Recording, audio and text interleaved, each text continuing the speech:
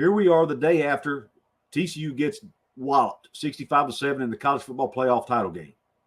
What does this mean for the Big 12 Conference? Does this mean the Big 12 Conference deserves the disrespect they're getting?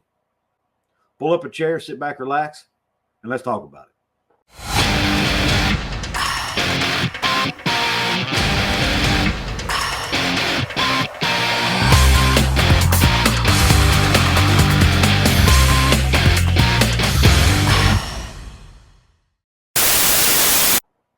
What is up, college sports fans, Big 12 fans, and fellow members of Mountaineer Nation? This is Couz, and welcome into another edition of Couz's Corner.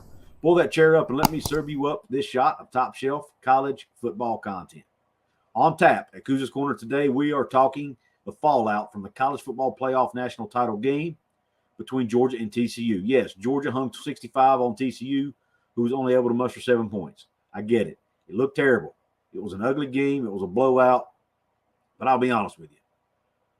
Georgia played one of the best football games I've ever seen. They played almost flawless football, with the exception of the few penalties they had.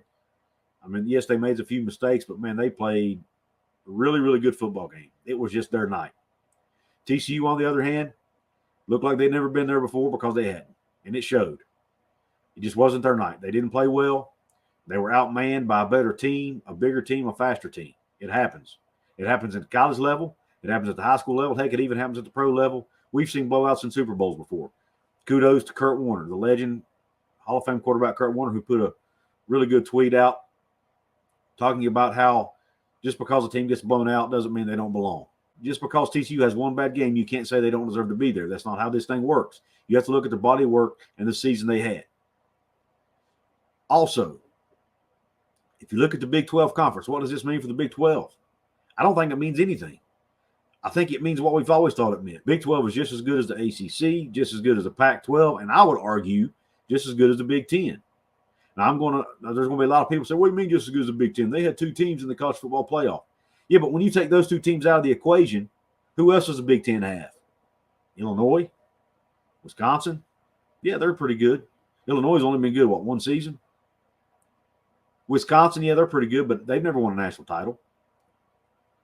Who else do you have? Rutgers, Maryland, Northwestern, Indiana. Who do you have else? Who else do you have in the Big 10? Iowa, worst offense I've ever seen. They're not a bad team overall, but they're not winning national titles right now either. You tell me, past Michigan and Ohio State, what's the Big 10 have? Nothing. And both of those teams lost in the CFP. And then I see this argument by Philip Jordan on Twitter. Philip Jordan, by the way, is a podcaster and writer who covers Auburn, so he's an SEC homer. But now this comment was geared more towards the Big 10. He says the national championship game was played in Atlanta between these Bulldogs and the Buckeyes. Basically a shot at TCU saying they don't deserve to be there. Well, you know what, Jordan, I don't know you personally. You're probably a nice guy. And he and I have been back and forth on Twitter a little bit on this. He finally got tired of debating me on it, and I understand. But, Philip, if that's the case, then how do you explain TCU defeating Michigan in their game the week prior, the CFP semifinal game? That same Michigan team, who, oh, by the way, beat Ohio State by 22 points in their Big Ten championship game. But yet you want to tell me TCU doesn't deserve to be in that game? Absolute hogwash. Absolute, utter hogwash. Terrible take. And it actually kind of ticked me off, not going to lie. Then I see Peter Burns over here, who, by the way, is also an SEC homer, covers the SEC for ESPN. He has this take. Here's what he says. The SEC played the Big 12 champion, the Big 12 runner-up, the Big 10 runner-up, the ACC champion. They were 4-0 and outscoring them 204-48. I'll give you that.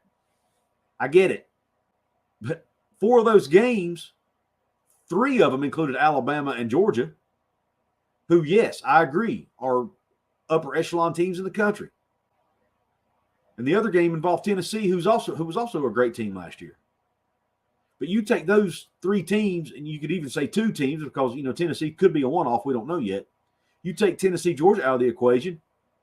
What's the SEC? Are they a good conference? Yes, they are. Are they probably the best conference in college football? I would say they are. But this whole thing about them dominating and that they're going to dominate the college football playoff when it goes to 12 teams, I'm not buying it. Now, I could end up being proven wrong, but Mr. Burns went on to say when they go to a 12-team playoff, it's just a matter of time before it's 3 or 4 SEC teams in the Final Four. Not all college football conferences are created equal. Well, let's take a look at this SEC conference, Mr. Burns. How did they do, or the SEC, I shouldn't say SEC conference, Southeastern Conference, Mr. Burns.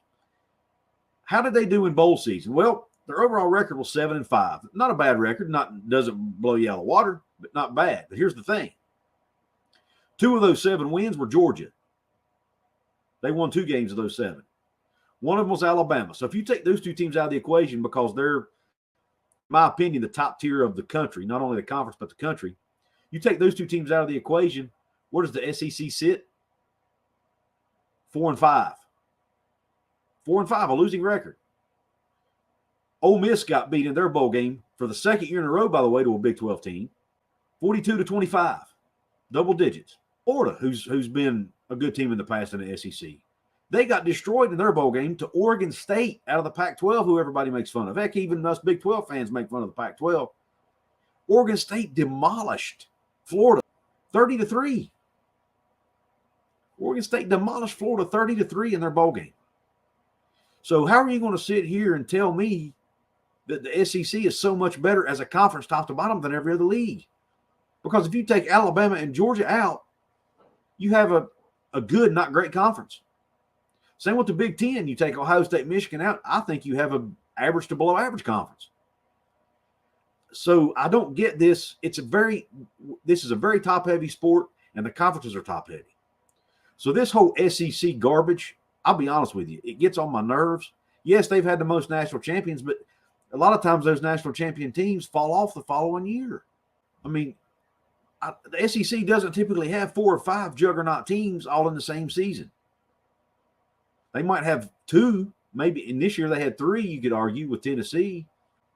So maybe they might get 3 or 4 teams in the 12-team playoff, but to say they're going to get 3 or 4 teams in the entire Final Four, I just, on a consistent basis, I just don't see it. We might get it one year here and there, but I just don't think this SEC dominance is going to be as pronounced as they say it is. You might continue to see Georgia dominance. You might continue to see Alabama dominance until Saban retires, and potentially even after that, because he's probably going to leave the program in a great spot. But I just don't see any other teams. Can Tennessee continue the route they're going? We'll see. You know, Hendon Hooker doesn't have another year of eligibility. Can the next quarterback repeat what he did? It'll be interesting to see that. And I get so tired of this anti-Big 12 bias all over the internet. For people to say TCU doesn't deserve to be in that game is absolute hogwash. It's mind-boggling to me. They did everything they needed to do to get in that playoff. They earned their spot.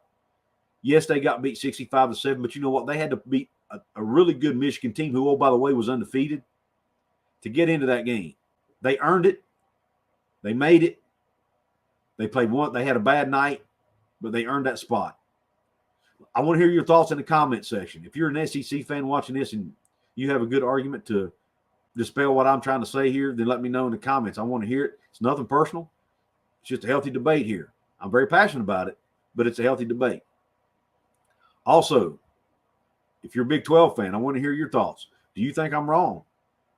Is Big 12 bias showing through with me? Maybe it is. Maybe I'm not being as objective as I should be here. I'm trying, but maybe it's not coming through. I want to hear your thoughts in the comment section, one way or the other.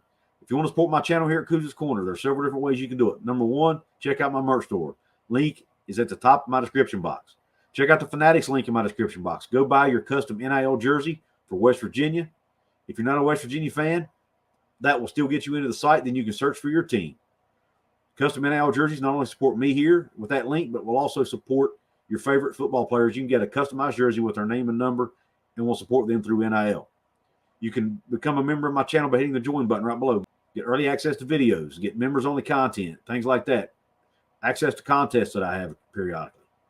If you want to support me absolutely free, there are several ways you can do it. You can like the video, share the video, leave that comment like I mentioned, and last but not least, hit that subscribe button. I just surpassed 4,500 subscribers. I'm very appreciative of that. My next goal, though, is 5,000. I want to get to 5,000 subs before April 1st. Help me get to 5,000 by the end of the first quarter of this year. But I need your help. So hit that subscribe button and get all your friends to subscribe as well. With that being said, I really appreciate your support. I appreciate you tuning in to this episode. And until the next one, Q Country Roads. West Virginia, Mountain Mama, take me home.